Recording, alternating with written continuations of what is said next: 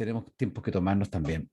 La idea de esta clase es seguir con la unidad 2, por supuesto, y el objetivo es identificar los tres universales lingüísticos que subyacen a la conformación de las lenguas humanas. Para ello vamos a revisar ejemplos, por supuesto, como siempre, ejercicio y algunas cuestiones fundamentales conceptualmente hablando. Tenemos acá, repito, la calendarización de las sesiones, lo que viene por delante. Ustedes lo tienen en la presentación anterior. El lunes tenemos la evaluación número 1, que en estricto rigor es una evaluación de corte más pedagógico, digamos. Tenemos que hacerla para poder sintonizar con los contenidos de la unidad 1, como conceptos fundamentales de la unidad 1, qué dijo Chomsky, qué dijo Greenberg, cuál es su aporte, qué pasa con Jackendorf. Eh, Saber distinguir los tipos de lenguas, que, digamos, que también lo vimos en su momento, y poder meternos en esa discusión, revisar algunos ejemplos también. No vamos a ver ejemplos como de la complejidad de los que vamos a revisar hoy, sino más bien ejemplos más sencillos, porque de eso se trató la primera unidad, y de ahí nos vamos a ir encaminando a cosas más complejas en las futuras clases. Así es que vamos a empezar la sesión de hoy con el primer ejercicio, que es este, es el, que este es un ejercicio muy bueno. Lo hemos hecho en otras oportunidades. Seguramente, no sé si Mabel se acordará de este ejercicio del semestre anterior. Lo hicimos también porque es un ejercicio que funciona. Se los voy a mandar, de hecho, al correo, para que lo tengan en Word y puedan trabajarlo desde ahí. ¿Ya? Ya hemos visto, a ver, la gracia es que hemos visto el persa, sabemos cómo funciona el persa. Acá nos encontramos con más elementos del persa que deberían, claro, plantearnos cierta complejidad porque son más elementos, pero no debería ser más complejo más allá de la estructura básica que ya conocimos en el otro ejercicio. Por lo tanto, es algo que podemos resolver durante esta primera parte de la sesión de la clase. ¿Ya? Vamos a hacer un trabajo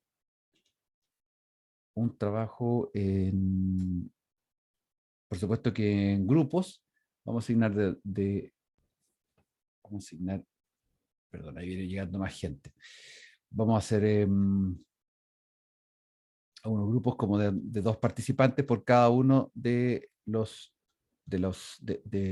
grupos, bien digo, y los voy a mandar ahora a las salas. Entonces ya tienen en su correo el documento para poder manejar, para poder manipular lo que ustedes quieran, lápiz, papel siempre para rayar, una hojita, y así que ahora nos vamos para allá a trabajar.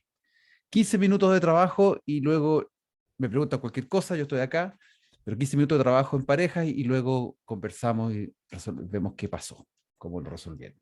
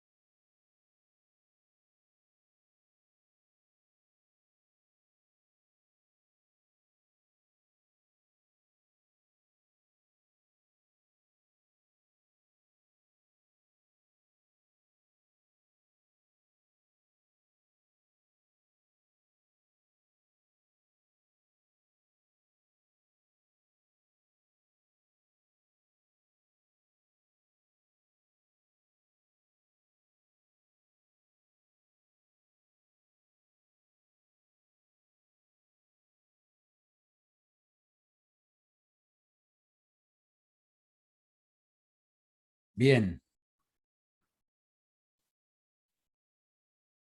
¿Qué tal? ¿Cómo les fue? ¿Cuál es la impresión que podemos obtener de, de esta ejercitación? Profesor, bastante difícil la cosa que quiere que le diga.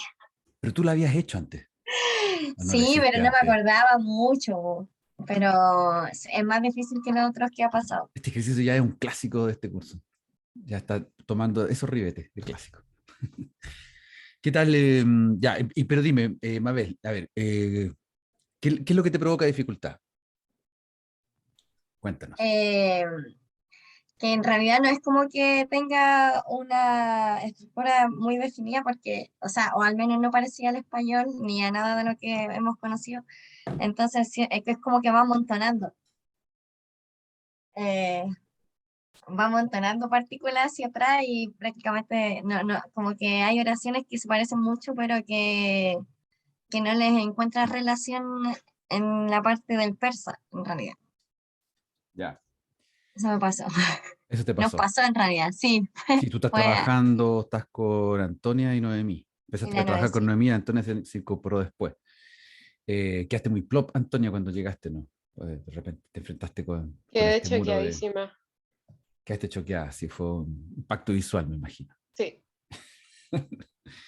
Ah, ya, más opiniones. Grupo 2, Diana, Macarena, Jessy. Es Dentro de muy todo poco. dentro de todo este aparente desorden, ¿hay alguna estructura? O sea, la ¿Sí? primera está fácil. La uno está fácil. La uno. Mm. O sea, yo igual puedo identificar como la estructura de las oraciones, Ya, a ver, ¿cuál que puede ser? sería SOV. La O V, estructura de la oración, SOV. ¿Cuál? ¿De sí, cuál estás hablando? de la mayoría. Pero nómbrame un ejemplo concreto. ¿La 2, Eh, por ejemplo? La 3, sí, la ¿La 3. 3? la 3. Sí, porque la 2 no hay objeto, hay Ah, claro, en la 3 hay objetos, sí. objetivo. Y Toda en la la 3 hay razón. objeto y como el embruz que es today. Perfecto. Entonces la 3 tiene un objeto que es el libro. El libro sigue siendo Ketap. ¿Se acuerdan que Ketap era la palabra que venía, palabra libro? ¿Y Entonces tenemos ese objeto que Ketap que está al medio. Eh, relátame tú, po, tú misma que estabas comentando. quién? ¿Yo? ¿No? Ah, Sí, ya. tú, Jessy. Ya. Maen sería yo. Sí, Emruz sería today. Kitab sería el perfecto. libro o a book. Claro, bien, El Mixanaim sería reading. perfecto. Pero tengo Encontramos, una duda, a profe, ver, porque me acordé del persa de la otra clase y leer era Axun. porque Y este es aquí un no. persa, muy buena, excelente apreciación. Porque este es un persa, el otro que vimos era informal, Ah, era ahí coloquial, está la y cosa, este ya, persa es formal.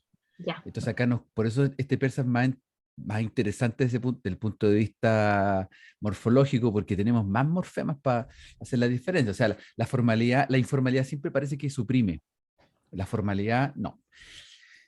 Incluso ahora apareció un adverbio de tiempo, emruz. Emruz es el adverbio de tiempo, entonces aparecen adverbios. ¿Se fijaron que en el Word que les mandé hay una tablita? ¿Vieron eso? ¿Vieron el Word que les mandé?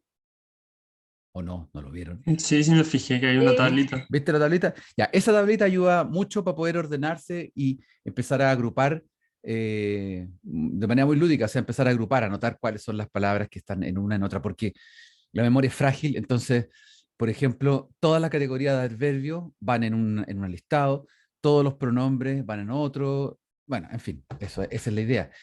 Desde esa perspectiva, ¿cuántos serían los pronombres que hay? Digamos, ¿cuáles son las personas gramaticales que existen en esta muestra? ¿Podría comentarnos eso el grupo de Catalina con María? Ay, se fueron dos personas, se fue Abigail y se fue... Catalina y María, ustedes estaban con alguien más, ¿cierto? Conmigo, que llegué tarde, después salí y me volví a meter ahora. Ah, ya, ya. Bien. Cuenten, Catalina, María. Cuenten. Nosotros ¿Cuál? identificamos Soma Ya, muy bien. como tú, Segunda persona singular. Segunda persona singular, mine como primera persona singular. Perfecto. Sam y Maert como tercera persona singular, Sam para mujer y Maert para hombre. ¿Estás segura? Ay, no, ya me hizo Sein. dudar, profe. O sea, es que, a ver, nos, nos basamos en eso, por ejemplo, miren, en la Ya. 4, Einstein es como esa mujer. Esa mujer. En la... Ya, entonces sustantivo. Sein, mujer. Ujú. Claro, no es persona, no es un pronombre personal, Ah, sino que es bueno, persona. sí, Sí. sí, pero ya, pero es una persona. Y Caro, Catalina, Por ayuda. ejemplo, sí, por ejemplo, vamos a la 16, 18, que está el ella y él. La tercera singular femenino y tercera singular masculino. ¿Cómo, cuáles son las marcas de morfemas en el persa para cada una, respectivamente? Mm, Sé que ahí está el verbo ver, pero did. no, ¿qué parte del did es el verbo ver? ¿Y cuál parte es el pasado? Pero la estructura que vimos al principio, si vamos de nuevo para arriba y revisamos lo que ya comentamos, que la número 3, Maem, está el yo, y en la número 1, Shoma, es el El tú. sujeto, ajá. Entonces abajo, ¿cuáles son los sujetos? ¿Cuáles son los pronombres personales que están en función de sujeto en 16, la número 16 y la número 18? El U, supongo, y el 18 está como omitido. Exacto. El U, o sea, la tercera persona singular masculino está omitida, o sea, parece ser como implícita, es como marca cero. En cambio, she, la tercera singular femenina, es una U, está marcada con Ya. el morfema U. Bien, entonces tenemos 4.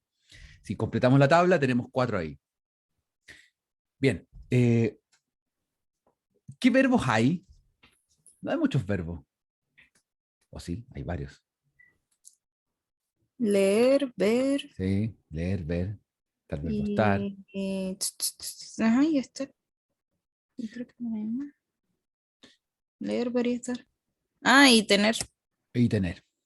Oye, Benja, Geraldine, ¿podríamos hacer el desglose de elementos que hay en la número 2? Maen, Baed, Nebudaem. ¿Cuáles son los morfemas que hay en la número 2? Sí. Sí. Bueno, partimos Maen, que sería I. Claro. Después, dos, ¿cierto? Sí, Después sería Baed, que sería Bad. claro, el malo. Y, Mal. y ahí nos topamos con el wasn't, que a mi parecer creo que el infinitivo sería bud, mientras Perfecto.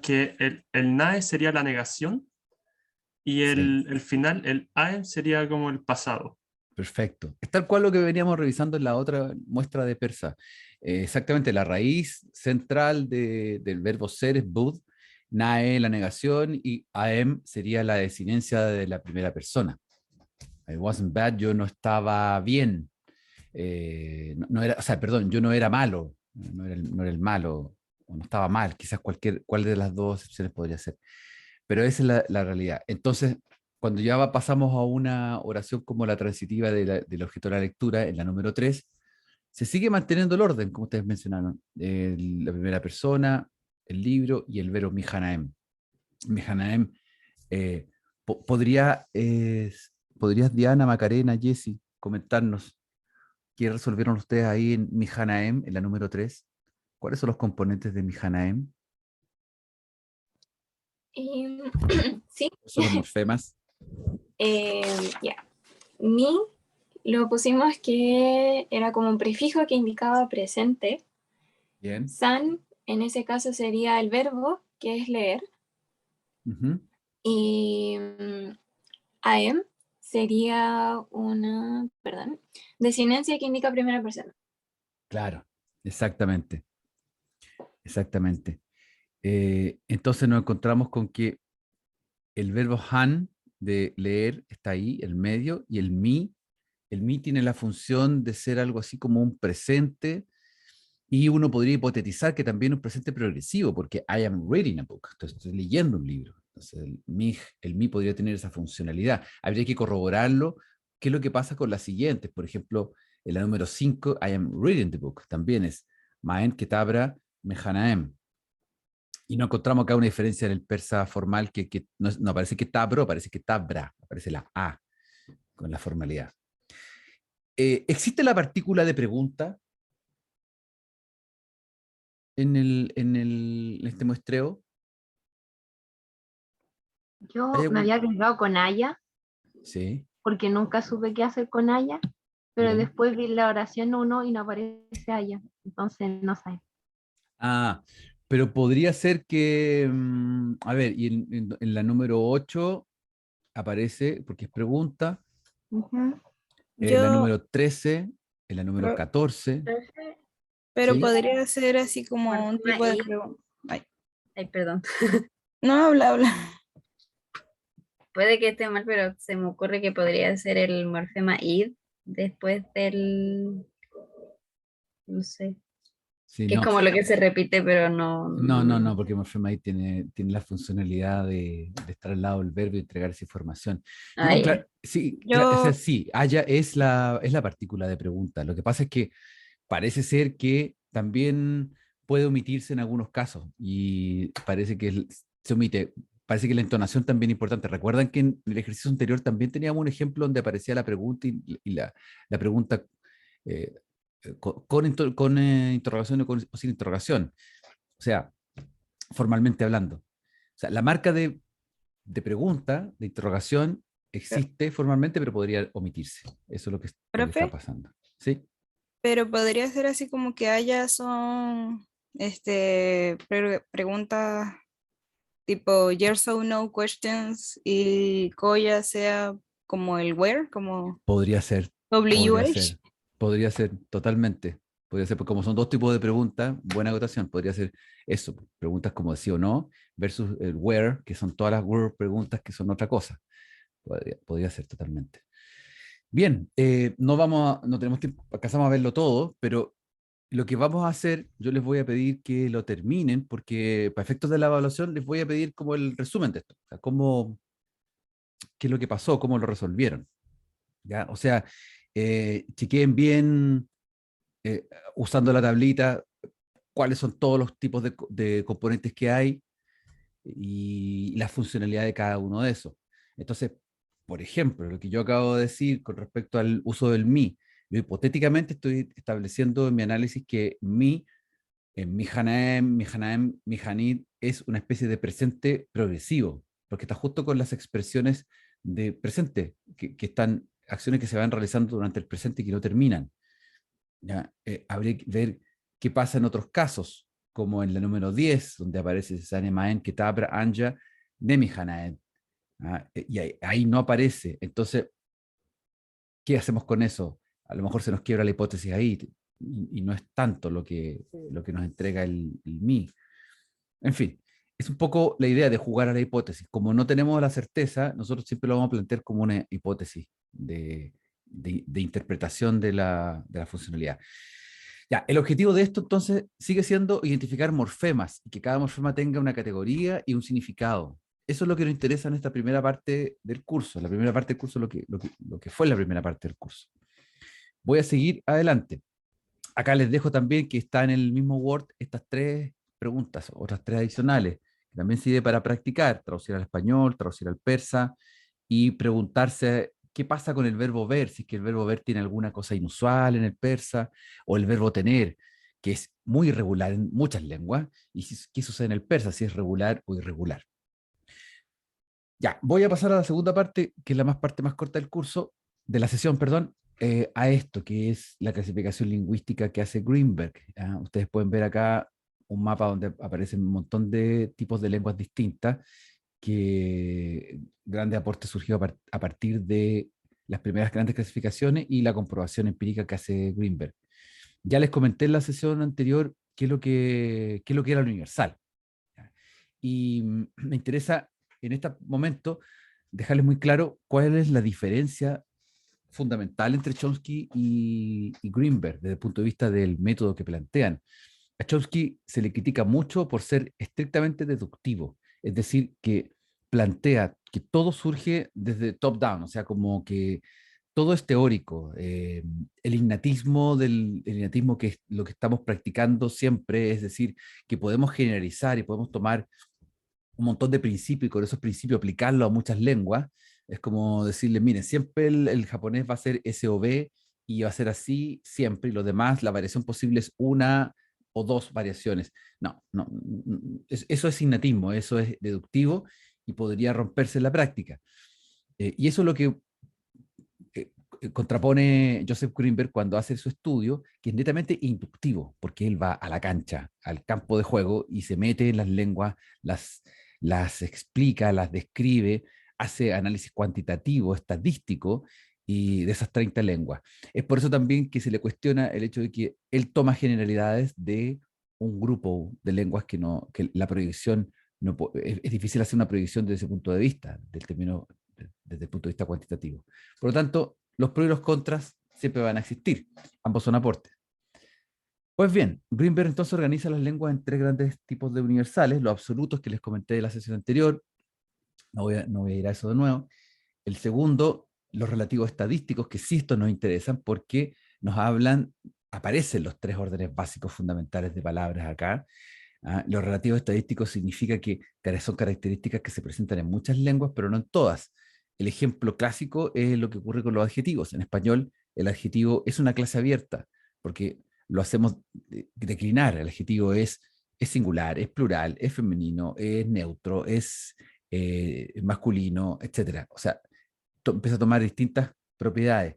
Y eso es lo que están haciendo organizaciones como una ONG que habla, no me acuerdo cómo se llama, pero es como la Organización del Pronombre, que lo que está preocupado hoy día es como develar en las lenguas del mundo cómo resolver ciertas eventualidades de denominaciones de género en vista y considerando que ciertas lenguas son más marcadas hacia un sector o hacia otro de la determinación. Entonces, ahí está muy entretenido ese asunto.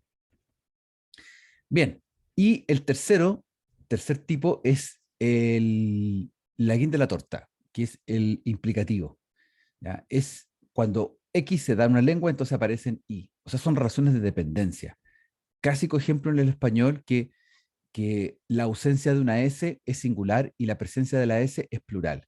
Salvo excepciones, pero se da esa lógica. Y es por eso que cuando nosotros aprendemos otra lengua, inconscientemente buscamos que se repita esa regla, ese implicativo, porque cuando uno tiene ese implicativo, respira hondo, dice, ya sé algo más, gol, gané, sé algo más sin tener que estudiármelo. Está innatamente. Lo mismo ocurre con aspectos semánticos. Si uno piensa que tengo mano, también tengo pie. Tiene que haber una palabra para pie si tengo mano, tiene que haber una palabra para brazos si existe pierna, y así sucesivamente, como son cuestiones absolutamente perogrullo. El artículo de Greenberg, que se los dejé ya en el Moodle, se basa en 3 partes. Nosotros vamos a tomar la primera, tipología del orden básico. Con esa vamos a trabajar, no alcanzamos a más. Y vamos a revisar cosas como la determinación de los componentes inmediatos. El inglés y el turco, por ejemplo, los adjetivos van delante. En el taí y en el español van al revés, atrás. Por lo tanto, la primera gran distinción que surge en la tipología de orden básico, que es algo que ya hemos estado enunciando desde la sesión anterior, es el orden preposicional versus el postposicional, que eso determina el comportamiento de las lenguas. ¿Ya? Eso es lo primero. En próximas clases vamos a revisar la segunda y la tercera distinción, que hablan del orden de relativo componente y de la posición del adjetivo calificativo. Ya, solo vamos a quedar con la primera. Así que les voy a mostrar para dejarles también una inquietud sobre la aproximación a esta tipología, qué es lo que pasa en lenguas más lejanas, no solo geográficamente, sino tipológicamente, como la forma en que los componentes morfológicos esenciales se van juntando en una lengua. Este es el mapeo de las lenguas amerindias.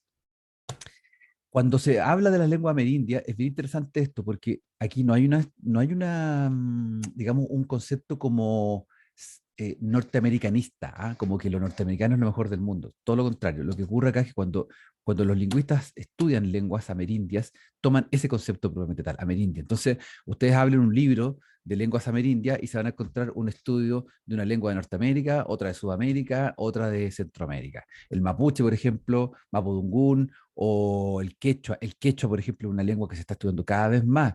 Y uno dice, ¿por qué? Bueno, los estudios amerindios han vuelto a privilegiar el estudio de lenguas de los pueblos originarios de toda Norteamérica. Entonces, súper interesante lo que ha ocurrido, lo que sigue ocurriendo. Acá nos encontramos con el Lakota, que es una lengua muy particular, muy distintiva, muy especial por la manera en que suena, especialmente por su fonética. Está recluida en ciertas comunidades, ustedes saben mucho, sobre todo en Norteamérica, lo que se hace es generar estas comunidades, estas especies de, como de colonias, donde vive la gente, viven lo que queda de los pueblos originarios, a veces probablemente ya son personas que trabajan y viven, están metidos en la dinámica de la ciudad, pero mantienen ciertas costumbres, ciertas tradiciones, especialmente la lengua. Aquí les dejo algunos datos de lo que es el Lakota, que está dentro de una de las grandes familias norteamericanas, el Siouan, y hay varios tipos entre Lakota y Dakota, cuestiones que para este momento son para nosotros ininteligibles. Estos son los componentes fonológicos. Fíjense que las vocales del Lakota tienen 5 vocales a i, o, u, más otras a, i, o, u, y tiene 3 vocales nasalizadas que son vocales fonemas, an, in, on. Así las consonantes también tenemos distintos tipos de consonantes. Vamos a escuchar algunos tipos de consonantes. Les voy a mostrar acá algunos tipos de consonantes. Por ejemplo, vamos a escuchar este texto.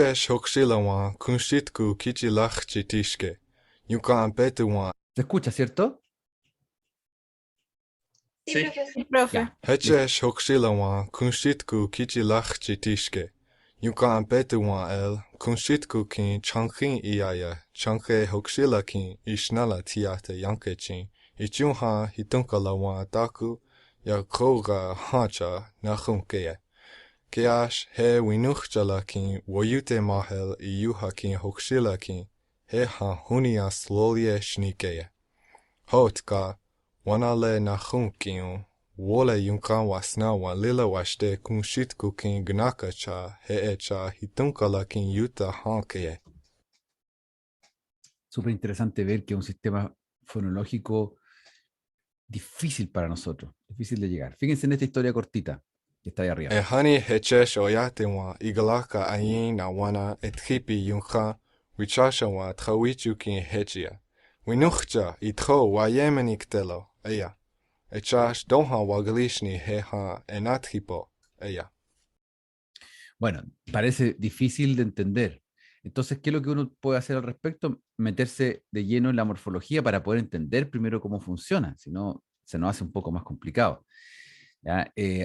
Hay una película, yo lo presento, que es algo que no, obviamente ustedes no deben conocer, que una película que se hizo en los 90, del Kevin Costner cuando era joven, ahora seguramente su papá o abuelo. Bueno, el asunto es que esta película se hizo muy famosa porque fue una película que puso en el tapete a Lakota por primera vez hablaba en el cine, así como de verdad. Y gracias a la traducción de un profesor de lingüística que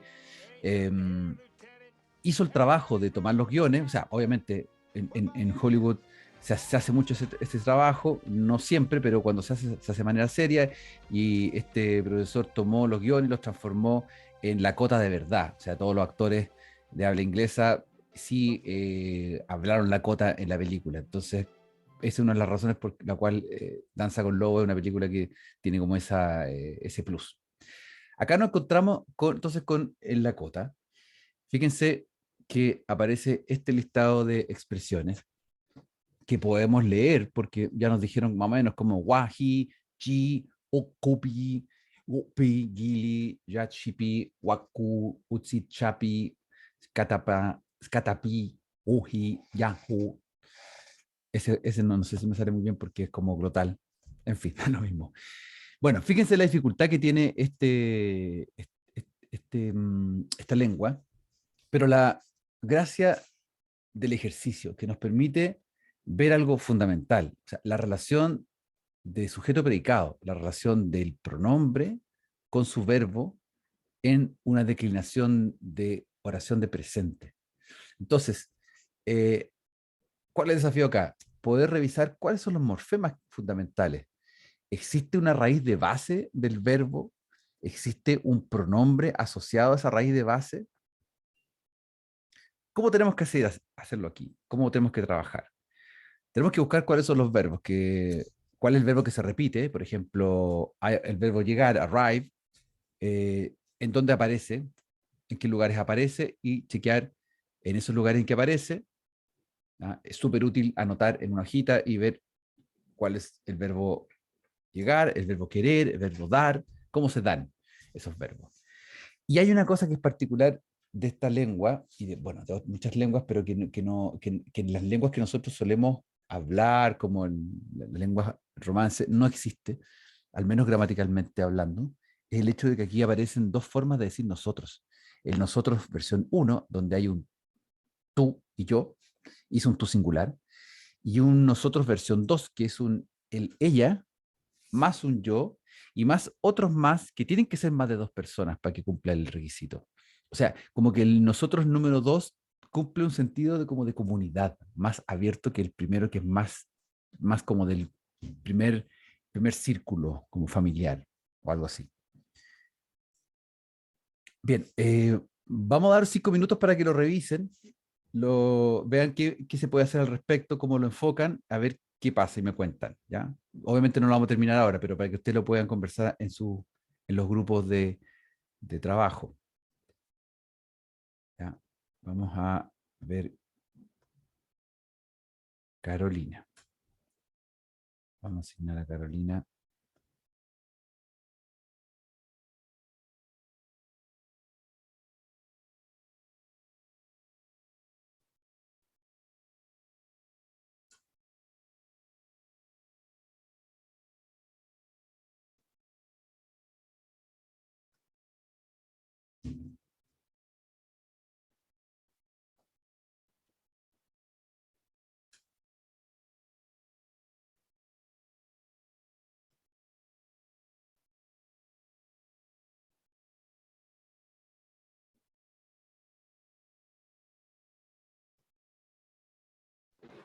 Profe, Dígame.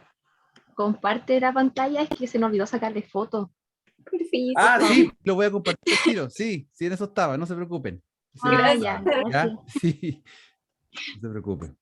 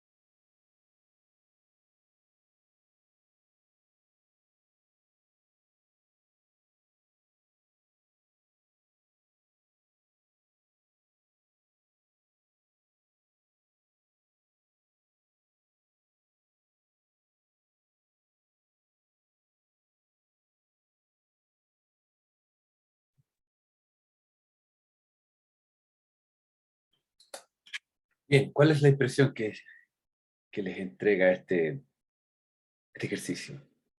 ¿Cuál es la impresión que tienen al respecto? ¿Cómo va? ¿Encuentras más difícil, más fácil que el otro? Más difícil.